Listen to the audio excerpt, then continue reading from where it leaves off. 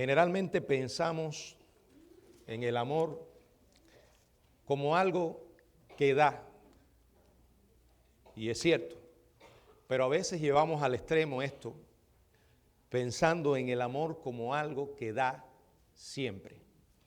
¿Es verdad? No, no es verdad. El amor, amar no significa dar siempre.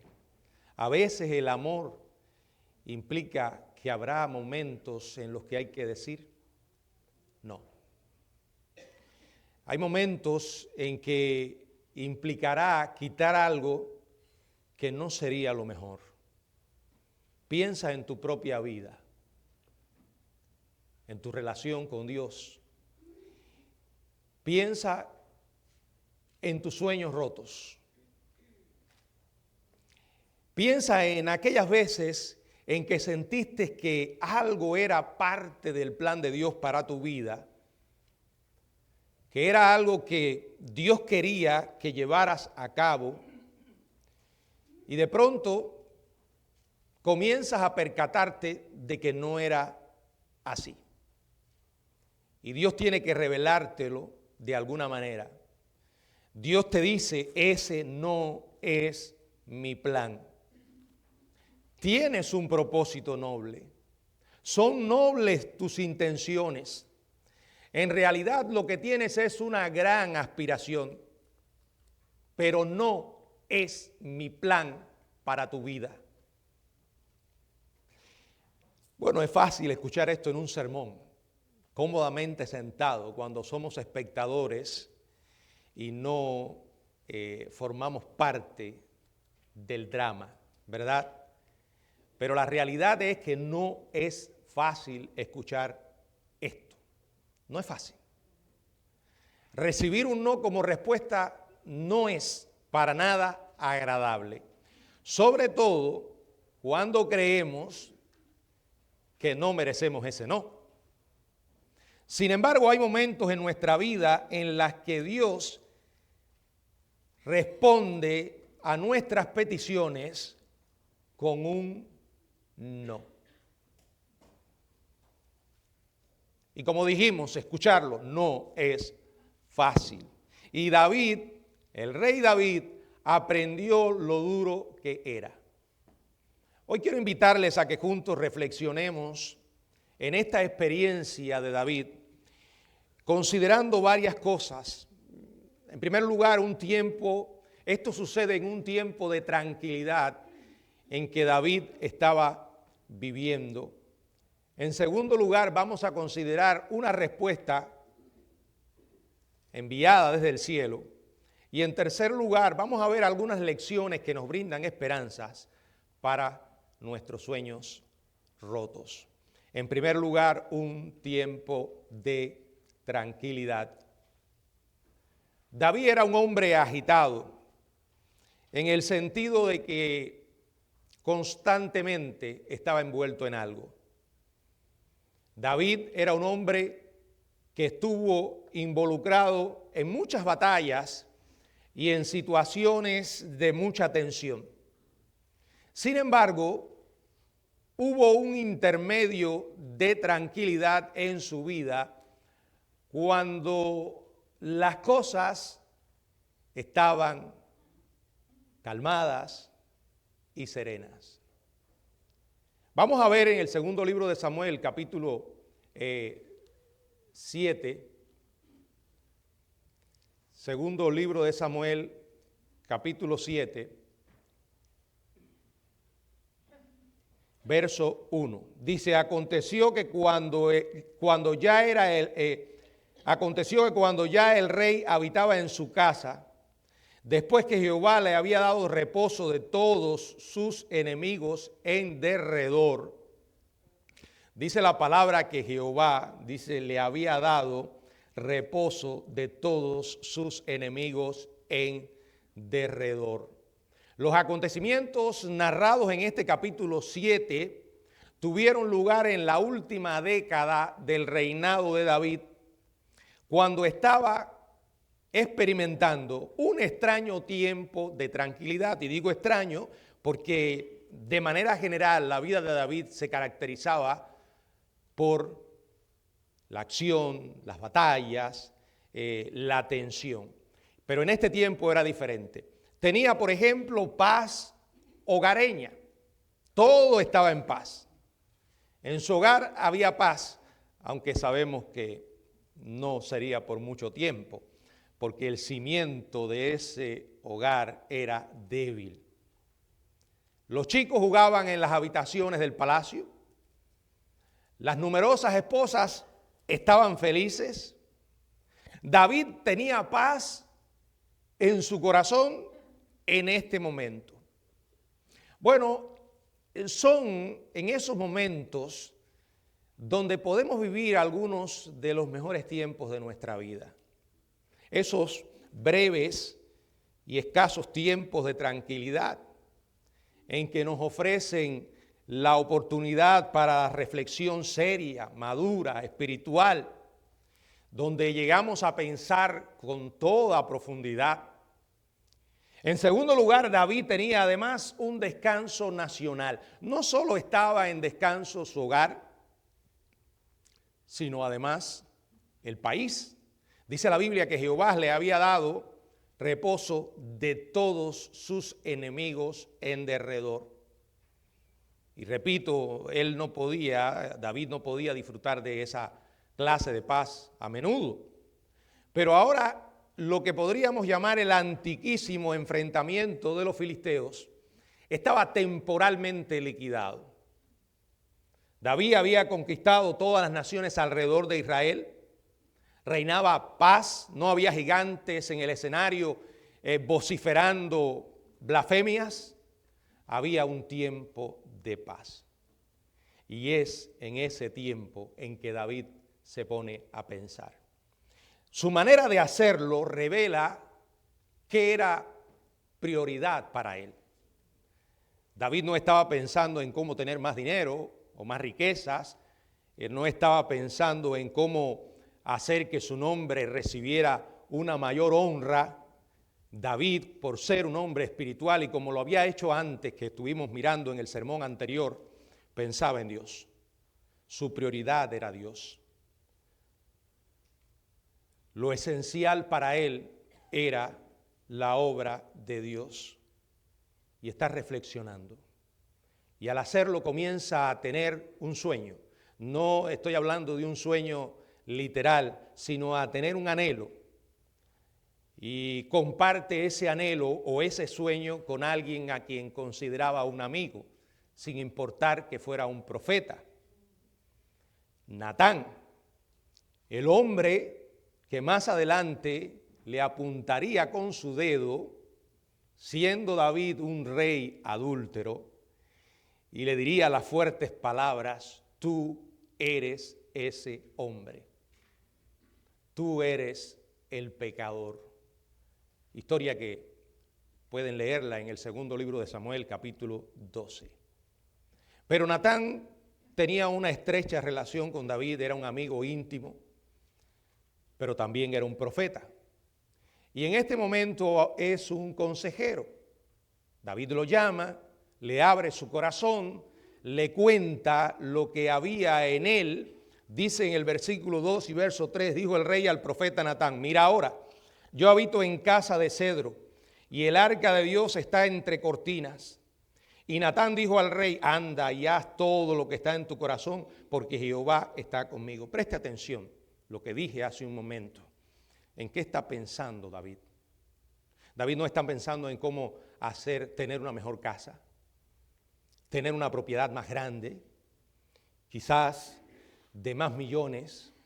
No está pensando en cómo puede comprarse un auto más caro o quizás tener un avión para poder hacer los viajes entre las naciones. Ustedes saben que todo esto es una ilustración.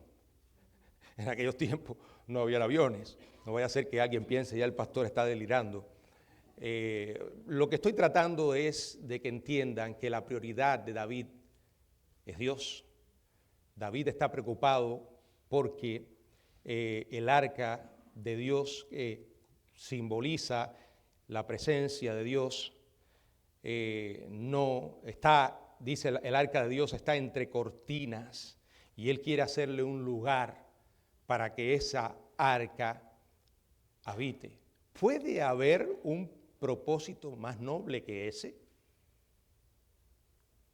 Tal como cuando David quiso trasladar el arca, llevar el arca a Jerusalén para tener la presencia de Dios. El problema es que aquí hay algo parecido a lo que ocurrió anteriormente. La cuestión no es cuán nobles son nuestros propósitos, ni cuán correctamente motivados estén.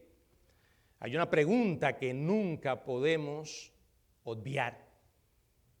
¿Esta es la manera que quiere Dios? ¿Está Dios en esto? Si Dios no está, no muevas nada, porque te va a pesar. Bueno, él estaba contando a un amigo, y los buenos amigos nos estimulan y reciben además nuestro estímulo. Natán le dice, lo anima y le dice que siga adelante con aquello que había en su corazón. Natán, desde su enfoque humano, lo ve como un proyecto noble y le dice, adelante, vas a contar con la bendición de Dios, Dios va a estar contigo. Sin embargo, si usted lee el pasaje, no vemos en ningún momento que David y Natán hayan consultado al Señor. ¿De dónde sacó eso Natán para decirle a David, por muy buenas intenciones que también tuviera Natán? Pero bien, ¿qué era exactamente lo que había en el corazón de David? Recordando que el arca había estado anteriormente lejos del pueblo de Dios, David la llevó de nuevo a Israel y comienza a inquietarse de que el arca estaba en una tienda, entre cortinas, como dice, mientras él vivía en una casa hermosa. No pierdan de vista esto. El hombre está preocupado por la obra de Dios. Está preocupado porque hay necesidades en la obra de Dios. Mientras él vivía cómodamente. Es de admirar semejante propósito o preocupación, porque no es algo que abunde mucho hoy en la mayoría de los creyentes. Hay quienes, con tener sus necesidades satisfechas, es suficiente, Señor. Bueno, los misioneros que los sostenga otro, las necesidades de la obra que las cubra otro. Yo estoy bien, tengo un buen trabajo, una buena casa y constantemente Dios me está bendiciendo. Bueno, eso es lo que piensan ellos, ¿no? David no era así. David tuvo la idea entonces de construirle una residencia permanente al Señor donde estaría todo el mobiliario sagrado. Qué buena intención. Y la realidad es que en medio de estos tiempos similares a los de David, tiempos de quietud, generalmente nos apoderamos de un sueño o nos trazamos un objetivo elevado. Ciertamente algunos, en un momento de tranquilidad, llegaron a adquirir en su vida una clara conciencia de la vocación a la que Dios les estaba llamando. Pudo haber sido en un campamento o en un retiro espiritual, donde se encendió una hermosa fogata y se colocaron alrededor y allí determinaron seguir una meta. Puede ser que se haya producido en la quietud de tu habitación, de estudiante en la residencia universitaria donde estabas viviendo. Sucede que de pronto no puedes conciliar el sueño, comienzas a leer la Biblia, tienes unos pensamientos que comienzan a tener sentido. Muy pronto esos pensamientos lanzan una flecha directa a un objetivo nuevo y tú mismo te dices, esto es, a esto me dedicaré, esta será mi meta. Mientras escribía esto recordaba mi propia experiencia cuando sentí el llamado de Dios para servirle en el ministerio. que había llegado una carta a la iglesia de Artemisa pidiendo la oración de la mies. Rogad pues al Señor de la mies que envíe obreros a su mies. Y el pastor pedía que oraran para que Dios levantara pastores para servir en su obra. En aquellos años había muy pocos pastores. Yo comencé a orar y mi oración terminó en que comencé a inquietarme: ¿por qué puedo orar yo por obreros si puedo ser un obrero? Bueno, luego Dios confirmó ese llamado, pero tenía un problema. Y el problema es que estaba en la edad del servicio militar. Y entonces comencé a orar por eso. Tenía un noble propósito, quería servir al Señor como un ministro, un pastor. Había observado que otros que también tenían las mismas intenciones habían logrado ser liberados del servicio militar por el gobierno, un milagro en aquella época. Pero en mi caso, Dios me dijo no. Me costó entenderlo. Señor, si yo te quiero servir, si quiero ser un obrero tuyo, ¿por qué tengo que invertir 3 años de mi vida de una manera tan terrible? Y eso que todavía no estaba dentro. Después que estuve allí, supe lo terrible que era. Pero Dios me dijo que no. Yo te he llamado, pero vas a ir al servicio militar. Después comprendí el porqué, después de 3 terribles años. Bueno, a veces tenemos nobles propósitos y en momentos de reflexión abrazamos un sueño, pero algunas veces esos sueños vienen de Dios, pero en otras no. Ambos son grandes propósitos y créame, si son de Dios se van a cumplir. Pero si no son, no se cumplirán ni deben cumplirse. Sé que a menudo cuando aparecen hay una etapa en que es muy difícil determinar su origen. Por eso es sabio tomarse tiempo para consultar a Dios. De hecho, tendremos amigos como Natán que nos van a decir: anda, haz todo lo que tengas en mente porque el Señor está contigo. Qué propósito más noble que querer ser un pastor, dedicar tu vida al servicio del Señor. Solo para que Dios después demuestre que ese no era su plan. En mi caso, en ese momento. Y bueno, algo parecido le sucedió a David.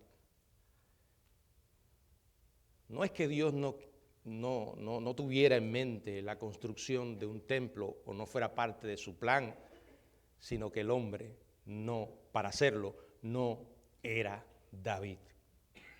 Como vamos a ver ahora, una respuesta enviada desde el cielo. Veamos la respuesta de Dios que vino a través de Natán, verso 4 y verso 5. Aconteció aquella noche que vino palabra de Jehová a Natán diciendo: ve y di a mi siervo David, así ha dicho Jehová, ¿tú me has de edificar casa en que yo more?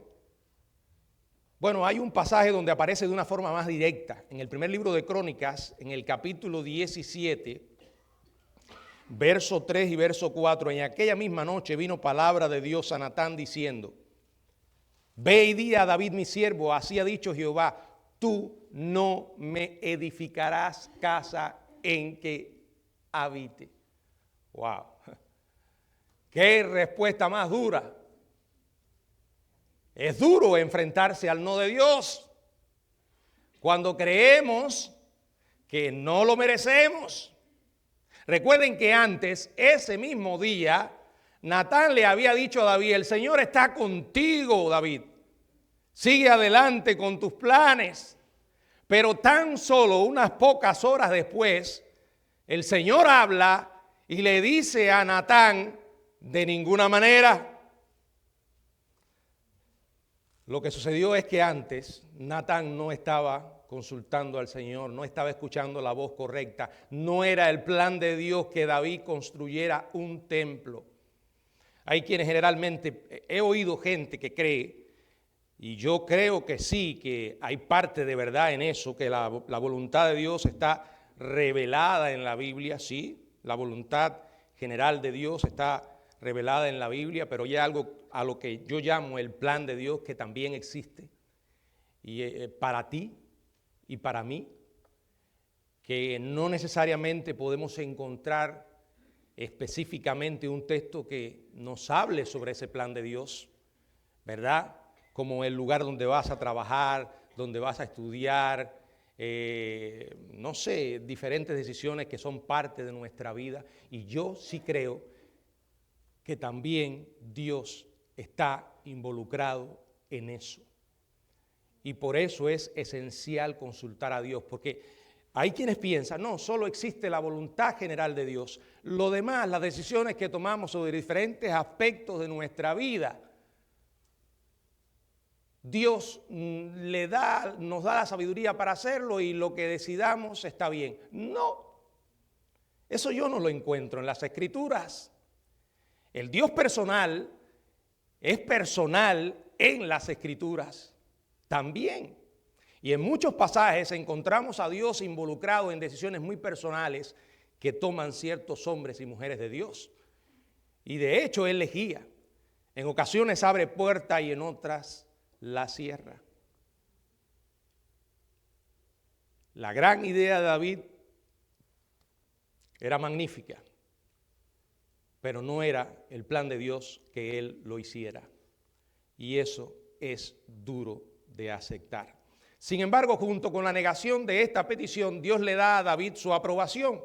En el segundo libro de Samuel, capítulo 7, verso 8, ahora pues dirás a mi siervo David, así ha dicho Jehová de los ejércitos, yo te tomé del redil de detrás de las ovejas para que fueses príncipe sobre mi pueblo, sobre Israel. Dios le dijo, yo te he dado el poder y te he escogido para que guíes a mi pueblo, no para que construyas un templo. En el primer libro de Crónicas, en el capítulo 22, verso 8, y en el capítulo 23, el capítulo 22, verso 8, y en el capítulo 28, verso 3, dice la palabra que Dios no había escogido a David para edificar el templo porque era un guerrero y había derramado mucha sangre. En el segundo libro de Samuel, capítulo 7, verso 9, dice, y he estado contigo en todo cuanto has andado, y delante de ti he destruido a todos tus enemigos, y te he dado nombre grande, como el nombre de los grandes que hay en la tierra. David, tú eres un hombre de guerra, no un constructor. Y yo te he bendecido de tal manera que todos tus enemigos se te han sometido. Luego nos dice los versos del 10 al 13, además yo fijaré un lugar a mi pueblo Israel y lo plantaré para que habite en su lugar y nunca más sea removido, ni los inicuos le aflijan más como al principio. Desde el día en que puse jueces sobre mi pueblo Israel, y a ti te daré descanso de todos tus enemigos. Asimismo, Jehová te hace saber que Él te hará casa, y cuando tus días sean cumplidos y duermas con tus padres, yo levantaré después de ti a uno de tu linaje, el cual procederá de tus entrañas, y afirmaré tu reino. Él edificará casa a mi nombre, y yo afirmaré para siempre el trono de su reino. David, le dice Dios, tú vas a experimentar el gozo de tener un hijo, de quien será construido este templo y se cumplirá ese sueño. Miren qué interesante, David deseaba edificar al Señor una casa, es decir, construir un templo. En lugar de eso, el Señor sería quien le edificaría a David una casa. Es decir, una dinastía, y aunque aquí se menciona el hijo, tiene un doble cumplimiento y tiene una mirada profética mucho más allá de Salomón. mirando al mismísimo Señor Jesucristo, quien ocuparía el trono de David para siempre. ¡Qué tremendo! Aquí Dios no está juzgando a David por haber hecho algo malo, sino que le está cambiando la dirección del plan que tenía. Y vuelve la pregunta, ¿estaba equivocado David en su sueño? Miren, era cuestión de aceptar el no de Dios. Muchas veces habrá un no. Y tenemos que aprender a vivir con él, aunque nos cueste entenderlo. Queremos que la lógica de Dios sea nuestra lógica, que sus pensamientos sean los nuestros, pero no es así. Y cuando no lo es, nos preguntamos por qué sucede. ¿Por qué las cosas no están saliendo como quisiéramos? Repito, no es que haya pecado involucrado aquí. En realidad el Señor aprueba a David por la idea. En el capítulo 6 del segundo libro de Samuel, en el verso del 7, segundo libro de Crónicas, capítulo 6, verso del 7 al 9, dice: y David mi padre tuvo en su corazón edificar casa al nombre de Jehová, Dios de Israel. Mas Jehová dijo a David mi padre: respecto a haber tenido en tu corazón deseo de edificar casa a mi nombre, bien has hecho en haber tenido esto en tu corazón, pero tú no edificarás la casa, sino tu hijo, que saldrá de tus lomos, él edificará casa a mi nombre. Dios no solo tiene una voluntad, sino además una manera de hacerla. Eso es lo que encuentro acá. Y es aquí lo esencial de aprender a vivir dependiendo de Dios, consultándole en todos los aspectos de nuestra vida si realmente queremos vivir para su gloria y cometer menos errores. En vez de ver su templo o ver su deseo de construir el templo como algo malo, Dios le dice: te felicito por tener un corazón, David, tan sensible para mí. Tu noble deseo de construirme una casa de adoración para mi gloria. Pero no es mi plan que tú lo hagas. Pero te felicito por la idea. Si tú me estás escuchando y de alguna manera has comenzado a identificarte con la experiencia de David, porque has tenido el no de Dios en tu vida, quiero dejarte ahora algunas lecciones que nos brindan esperanza para nuestros sueños rotos. Dios no se equivoca. Él es perfectamente sabio. Y aunque nos cueste entenderlo, su no siempre será lo mejor cuando lo recibimos. Si en esta tierra nunca logramos entenderlo, un día en el cielo, desde una perspectiva diferente, podemos entenderlo. En primer lugar, cuando Dios nos dice que no, no necesariamente significa disciplina o rechazo de su parte. Simplemente que Él tiene otra dirección y nos quiere mover hacia ella. Cuando hemos buscado la voluntad de Dios y hemos querido hacerla sinceramente, porque la cuestión no es solo querer que Dios piense al respecto, sino tener el corazón para que cuando Él nos revele su pensamiento, nosotros estemos dispuestos a sintonizarnos con Él. Cuando con toda buena intención decimos: por la gracia de Dios voy a hacer esto, o voy a buscar esto, voy a tomar esta decisión. Pero después de 30 o 40 años, o quizás solo 5 años después, todo sigue igual. Y si escuchamos a ciertas personas, nos pueden hacer sentir culpables diciéndonos cosas como esta: ¿ves? Confiaste en Dios, pero evidentemente te has apartado de Él. Está fuera de su voluntad, por eso no has podido lograr esto. Eres un fracaso. Dios acabó contigo. No le escuches.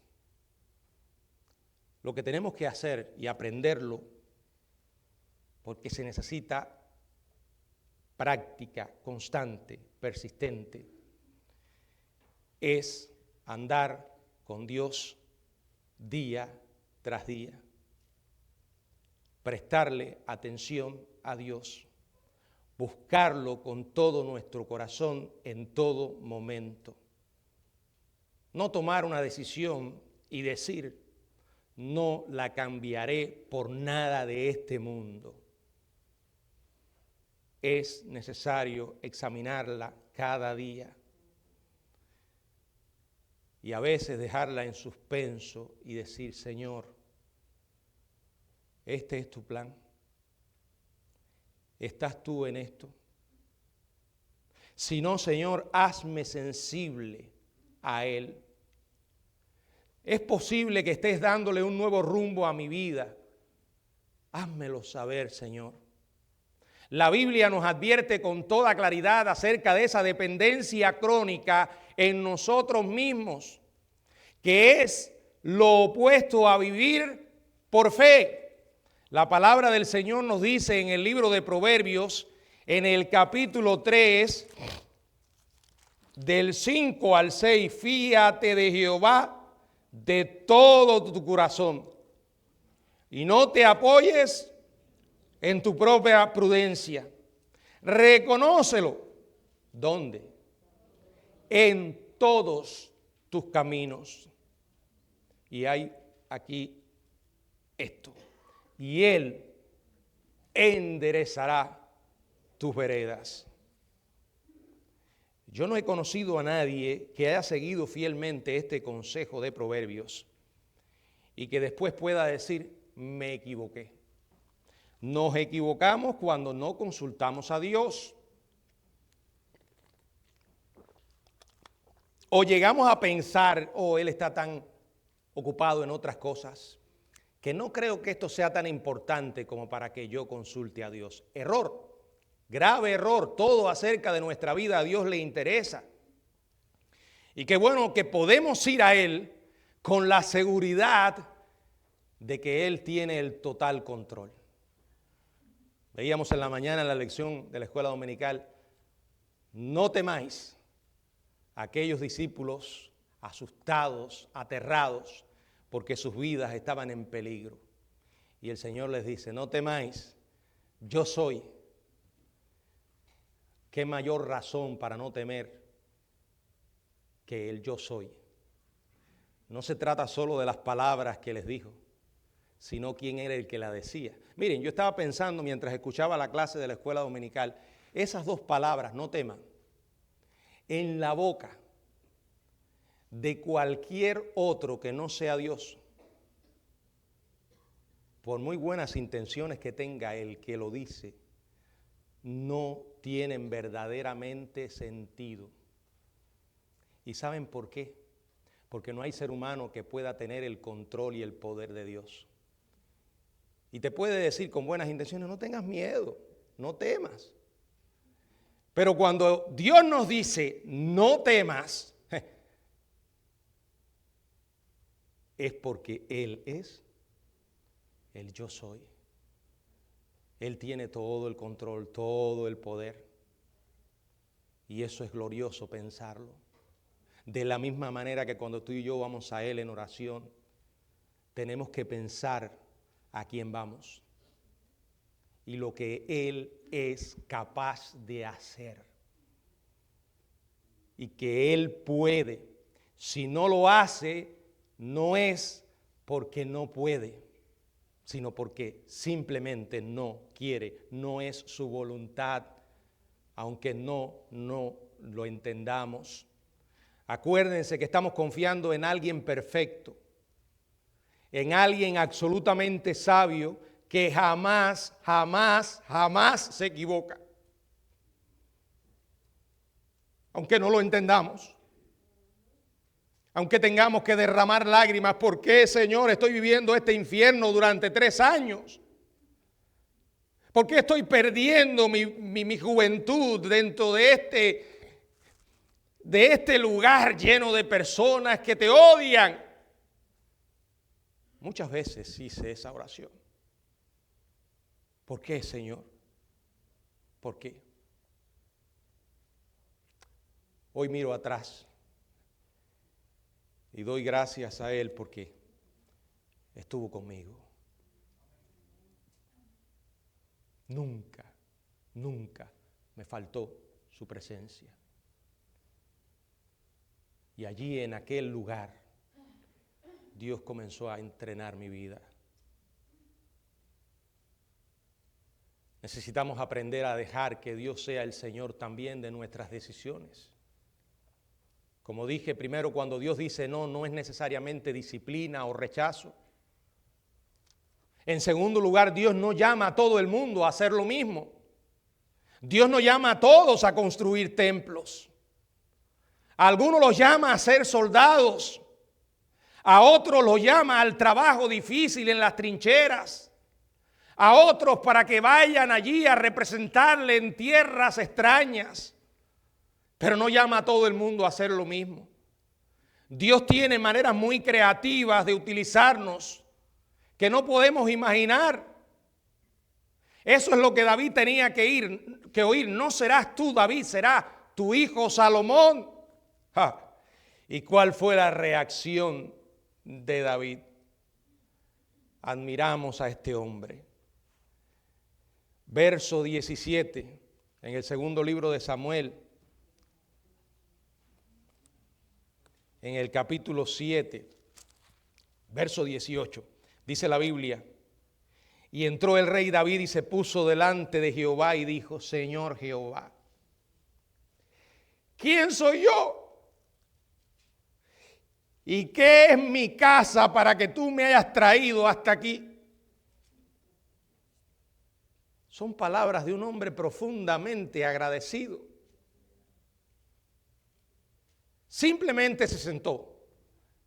Cuando había escuchado a Dios decir recientemente, inmediatamente, tú no vas a llevar a cabo este sueño. Me agrada saber, David, que tuviste ese noble deseo en tu corazón, pero no es mi plan. Y David se sienta como un niño expresando sus preguntas de agradecimiento al Señor. Verso 19, y aún te ha parecido poco esto, Señor Jehová. Pues también has hablado de la casa de tu siervo en lo porvenir. Es así como procede el hombre, Señor Jehová. Verso 20. ¿Y qué más puede añadir David hablando contigo? Pues tú no conoces a tu siervo, Señor Jehová. Como un niñito usando su nombre. Papá, fulanito, puede ir a tal parte. ¿No han visto niños que hacen eso? Papá, fulanito dice esto. Así está David usando su nombre. Se sienta como un niñito delante del Señor y le dice, Señor, ¿quién es David? En lugar de decir, Señor, ¿quién soy yo?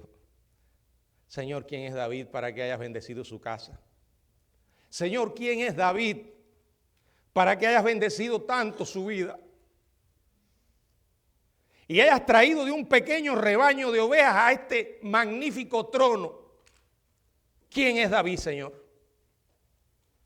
En tercer lugar, ante el no de Dios por lo que no nos permitió hacer, necesitamos ser agradecidos por lo que sí nos permitió.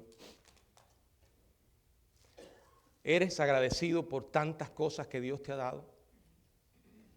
Deja de mirar lo que no tienes. Tenemos mucho más que lo que mucha gente en este mundo puede tener. Y no solo hablo de cosas espirituales, también me refiero a cosas materiales. Es importante que de vez en cuando nos sentemos y demos una mirada a nuestra vida y contemos todos los beneficios que Dios nos ha dado. Yo les pregunto, ¿quiénes somos nosotros para haber sido protegidos en medio de tantos huracanes y lluvias que cayeron, que dejaron a centenares sin hogar? ¿Quiénes somos nosotros para que Dios haya bendecido tanto nuestras casas, poniéndolas a salvo? ¿Quiénes somos nosotros para que Dios nos proteja del terrible y frío invierno o del espantoso e incómodo calor del verano? Mientras mucha gente no puede lidiar con esto en los lugares donde viven, porque no tienen electricidad, porque no tienen comida, porque los gobiernos que están en esos países son gente corrupta que dañan y destruyen a su pueblo. ¿Quién soy yo, Señor, para que me des salud cuando tanta gente no la tiene? Yo sé que muchas veces nos quejamos, pero si eres un hijo de Dios, deja de mirar los dolores y las enfermedades, porque todo el mundo le sucede lo mismo. Yo a veces me levanto en la mañana y no quisiera levantarme, porque todo me duele. Y alguien dijo, cuando algo no duele ya no funciona. Pero una de las cosas por las que doy gracias a Dios, gracias Señor por el café. Hay algo maravilloso en ese líquido. Yo no estoy haciendo una propaganda al vicio, pero sabe que cuando mi suegra llegó de Cuba y comenzó a vivir con nosotros, yo siempre le pasaba cerca y decía, ahí va la del vicio. Sentía el olor de café y iba a la cocina y le decía, si siga con el vicio. Bueno, parece que a su pastor lo agarró el vicio. Pero nada, hermanos, tenemos que convivir con los momentos difíciles y recuerde esto, cuando le parezca que sus cosas están mal, mire a otros y te darás cuenta que eres una persona saludable, tienes fuerzas todavía para poder trabajar, para poder cargar tus nietos, jugar con ellos, ¿verdad?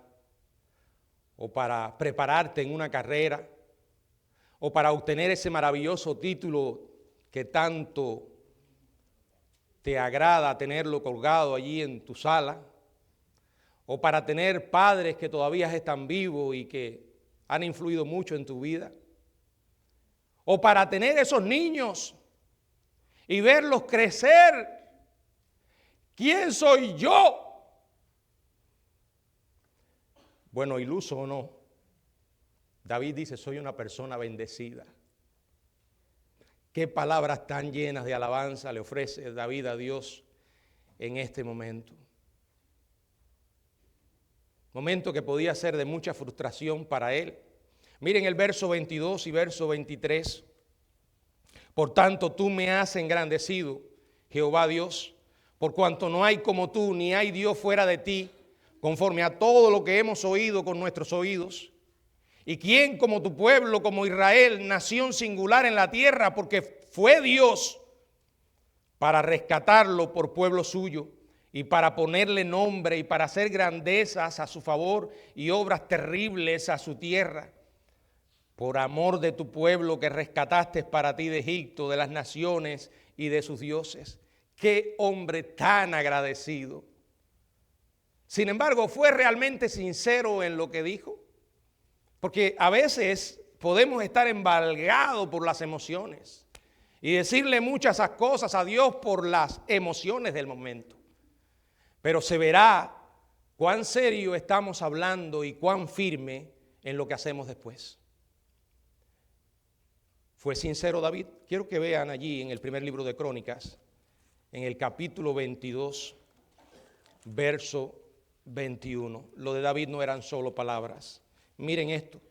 Y dijo David, aquí estará la casa de Jehová y aquí el altar del holocausto para Israel.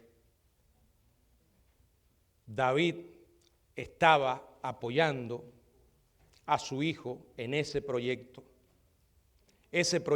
que era su propio sueño. David desenrolló los planos que había estado estudiando y dice, mientras recorren la ciudad, es aquí donde será construida la casa y esta será el área del altar, sabiendo que no iba a ser él el que lo construiría, pero le ofrece a su hijo todo su apoyo. Después mandó David que se reuniese a los extranjeros, verso 2, segunda de Crónicas 22, primera de Crónicas 22, 2. Después mandó David que se reuniesen a los extranjeros que había en la tierra de Israel y señaló de entre ellos canteros que labrasen piedras para edificar la casa de Dios. Asimismo preparó David mucho hierro para la clavazón de las puertas y para las junturas y mucho bronce sin peso y madera de cedro sin cuenta, porque los sidonios y tirios habían traído a David abundancia de madera de cedro. Y dijo David, Salomón mi hijo es muchacho y de tierna edad, y la casa que se ha de edificar a Jehová ha de ser magnífica por excelencia, para renombre y honra en todas las tierras. Ahora pues yo le prepararé lo necesario. Y David antes de su muerte hizo preparativos en gran abundancia. Este hombre pudo haber sido débil en otras ocasiones y de hecho lo fue. Pero en este momento su actitud es increíble. Señor, él le decía a Dios, sé que tú no quieres que sea yo, pero voy a apoyar a mi hijo. Qué reacción tan noble. Señor, me ocuparé de todos los detalles que mi hijo necesita. Y después de esto pasaré a un segundo plano y diré, magnifica tu nombre a través del esfuerzo de otro. En cuarto lugar, cuando Dios dice que no, significa que tiene algo mejor y espera nuestra contribución. Es muy fácil desilusionarse y desanimarse por lo difícil de aceptar que un sueño que tenemos se fume, se desvanezca, que las esperanzas no se cumplan, que las cosas no estén saliendo como esperamos. Pero recuerda, Dios tiene algo mejor y Él espera obediencia. ¿No crees que ya es tiempo de que dejes de tratar de entenderlo todo? De que te muevas en fe aunque no lo comprendas. Acéptalo, acéptalo. Si lo haces, cambiarás mucho el gastar energía y tener preocupación por tranquilidad y descanso. Y estarás listo para unirte a Él en obediencia a su perfecto plan. En último lugar, la mejor reacción debe ser cooperación y humildad. Yo sé que hay algunos que me han estado escuchando y en sus mentes han estado allí esos sueños que se fueron, esos nobles planes que tenían. Sé que me estás escuchando y en el pasado tuviste grandes esperanzas de que tu vida iría en cierta dirección. Pero el Señor, por alguna razón misteriosa, te dijo no.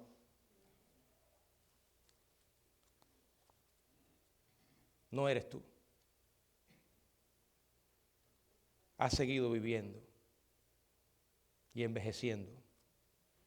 Y ahora te encuentras poco a poco que de alguna manera Dios te desplaza para que los jóvenes tomen las riendas. Esto era lo que estaba experimentando David con Salomón. Qué rápido se produce el relevo. ¿No se han percatado de eso? De que el tiempo no solo pasa, sino que pasa rápido.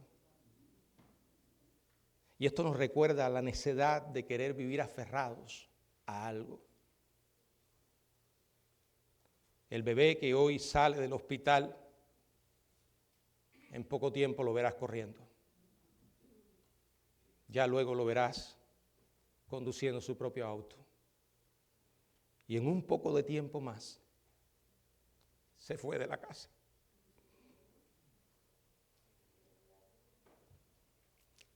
¿Te identificas con David?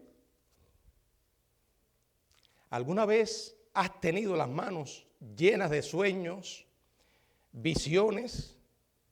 ¿Estabas listo para presentarlas al Señor en sacrificio? ¿Tenías planes preparados, cuidadosamente pensados, solo para verlos derrumbarse delante de tus pies? Y ahora te quedas con las manos vacías y te preguntas, ¿qué hice de malo? No es necesario que hayas hecho algo malo, simplemente que Dios no estaba en eso. Ahora quiero decirte que Dios está listo para llenar tus manos vacías como jamás creerás, si las levantas a Él en obediencia y alabanza como lo hizo David. Dios está vivo, Dios sigue estando vivo y Él siempre sabe lo que hace. Algunos les dice sí, a otros les dice no, pero en cualquier caso la respuesta suya siempre es la mejor. ¿Saben por qué? Porque las respuestas de Dios, aunque nos sorprendan, jamás dejan de tener razón. Que Él nos dé un corazón obediente y humilde para aceptar cuando nos dice que no. Que el Señor nos bendiga.